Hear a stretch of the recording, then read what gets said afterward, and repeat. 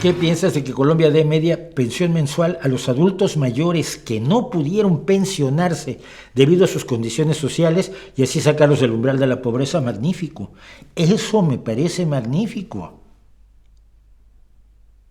Eso es extraordinario. Eso es una de las cosas que debe hacer una sociedad al ocuparse de los más desfavorecidos, que en este caso es gente que ya no puedes conseguir que por sí misma salga de la pobreza. Por supuesto que eso es una labor extraordinaria y aplaudibilísima. Ahora, cuando empiezas a dar becas a los que tienen 30 años o a los estudiantes, y luego no vas a tener que seguir dando becas toda su vida, entonces ya no va por allí. La pobreza no se combate así, se combate creando, no sé, cooperativas, escuelas, formas de...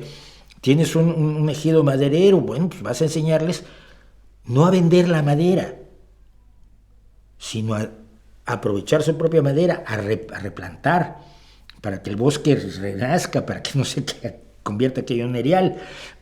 Puedes poner clases de ebanistería, clases de una cooperativa de maderera que pueda vender la madera más o menos procesada, desde muebles para atrás hasta que sean las tablas.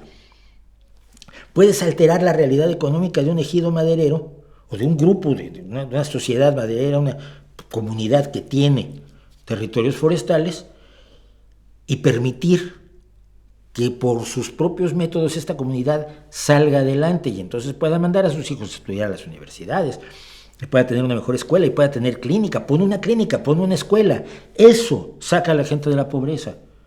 Da alimentación a los pequeños, enséñales a alimentar a los pequeños.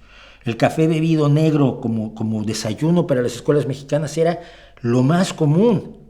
Ningún niño va a aprender con un café bebido negro, una taza de café negro bebido como único desayuno cuando va a la escuela. Dales de comer y tendrás mejores estudiantes que por lo tanto tendrán más herramientas para combatir la pobreza y para salir adelante. Pero sin eso, una pensión, una limosna mensual, no es nada.